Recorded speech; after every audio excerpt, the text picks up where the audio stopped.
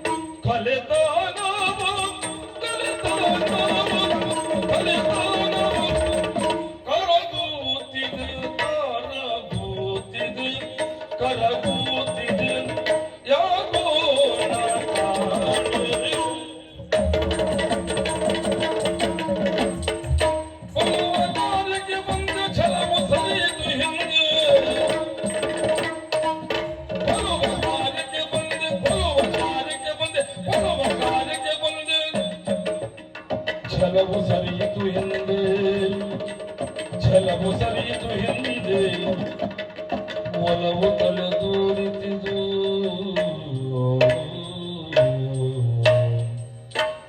ಒಲವು ತಲೆದೂರಿತಿದು, ನಿಜ ತಿಳಿಯದಾದೆ.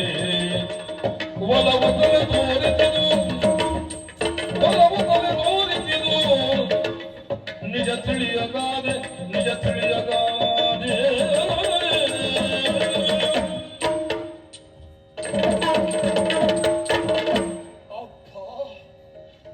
ಇದೆಂತಹ ಚಲವು! ಕಣ್ಣು ಮುಚ್ಚಿ ನೋಡಿದೆ, ಕಣ್ಣು ಬಿಟ್ಟು ನೋಡಿದೆ. ಎಂತಹ ರೂಪ ಲಾವಣ್ಯ!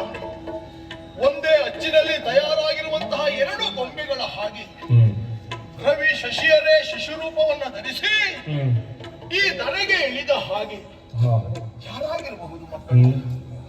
ನನ್ನ ಮನವನ್ನ ಆಕರ್ಷಿಸುತ್ತಾ ಇದ್ದಾರಂತಾದ್ರೆ ಈ ಮಕ್ಕಳಲ್ಲಿ ಯಾವುದೋ ಒಂದು ವಿಶೇಷ ಉಂಟು ಎನ್ನುವುದನ್ನ ಗುರುತಿಸುವುದಕ್ಕೆ ಸಾಧ್ಯವಾಗುತ್ತದೆ. ನಿಂತಿರುವಂತಹ ನಿಲುವು, ಮುಖದಲ್ಲಿರುವಂತಹ ವಿಶೇಷವಾದಂತಹ ತೇಜಸ್ಸು, ಈ ಮಕ್ಕಳ ಕಣ್ಣಿನಲ್ಲಿರುವಂತಹ ತೀಕ್ಷ್ಣವಾದಂತಹ ನೋಟ, ಜೊತೆಯಲ್ಲಿ ಮುದ್ದಾದಂತಹ ಕಪೋಲ, ಇವುಗಳನ್ನೆಲ್ಲ ಗಮನಿಸುತ್ತಾ ಇದ್ದರೆ ಒಮ್ಮೆ ಮುದ್ದು ಮಡದಿಯಾದಂತಹ ಸೀತೆಯ ನೆನಪಾದದಂತೂ ಸುಳ್ಳಲ್ವೇ ಅಲ್ಲ. ದ್ವೇಷ, ರೋಷ, ಆವೇಶದಿಂದಲೇ ನಾನಿತ್ತಲಾವಿಸಿ ಬಂದೆ. ನನ್ನವರ ಸಾವಿಗೆ ಕಾರಣೀಕರ್ತರಾದವರನ್ನ ಕೊಂದು ಮುಗಿಸಬೇಕು ಎನ್ನುವ ಉದ್ದೇಶದಿಂದ ಎಲ್ಲಿ ರೋಷ, ದ್ವೇಷ, ಆವೇಶ ಇರಬೇಕಾಗಿತ್ತು ಆ ಸ್ಥಳದಲ್ಲಿ ಪ್ರೀತಿ, ಮಮಕಾರ, ವಾತ್ಸಲ್ಯ ಮೂಡುತ್ತಾ ಇದೆಯಲ್ಲ. ಯಾಕೆ ಹೀಗಾಯಿತು? ಯಾರಾಗಿರಬಹುದು? ಏನೇ ಆಗಲಿ ನನ್ನ ಮನಸ್ಸನ್ನ ಸೂರ್ಯಗೊಳ್ಳುತ್ತಾ ಇದ್ದಂತಹ ಈ ಮಕ್ಕಳ ಚಲವನ್ನು ಇನ್ನೂ ಸನಿಹ ಹೋಗಿ ನಾನು ನೋಡಲೇಬೇಕು. ಆದ್ದರಿಂದ ರಥ ಏರಿ ಮುಂದುವರಿಯುತ್ತೇನೆ.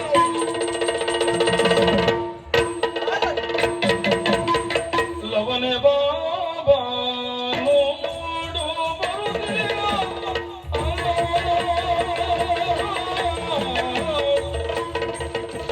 ಲವನೆ ಬಾಬಾ ಲವನೆ ಬಾಬಾ ನೋಡು ಬರುತ್ತಿಲ್ಲ. ನೋಡು ಬರುತ್ತಿಲ್ಲ. ಲವನೆ ಬಾಬಾ ನೋಡು ಬರುತ್ತಿಲ್ಲ. ಅವನೇ ಬಾಲಕ ರಾಮಚಂದ್ರನು.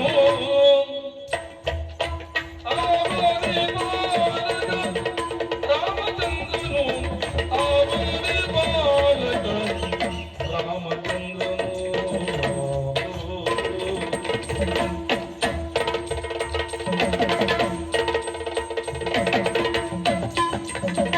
ಭುವಿಯ ಭಾರವ ತಳೆದ ಮಹಿಮನು.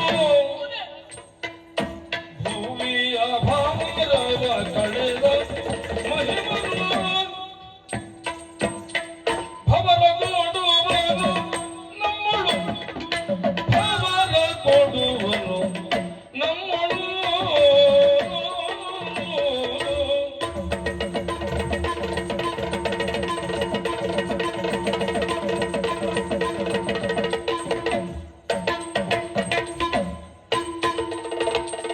ಭೂಮಿಯ ಭಾರವ ತಳೆದ ಮಹಿಮನು.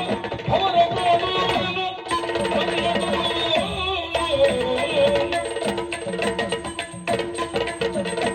ಅಣ್ಣ ನೋಡಿದೆಯೇನೋ ರಣಕ್ಷೇತ್ರದಲ್ಲಿ ಯುದ್ಧವನ್ನು ಮುಂದುವರಿಸುತ್ತಿರುವಂತಹ ಸಂದರ್ಭದಲ್ಲಿ ಮಣಿಮಯವಾದಂತಹ ರಥವೊಂದು ನಮ್ಮ ಸಮ್ಮುಖದಲ್ಲಿ ಬರ್ತಾ ಉಂಟು. ಹೌದು. ಯಾರು ಏನು ಹಾಗೆ ನೋಡಿದ್ರೆ ಆ. ನಾನು ತಿಳಿದುಕೊಂಡದ್ದು ಹೀಗೆ.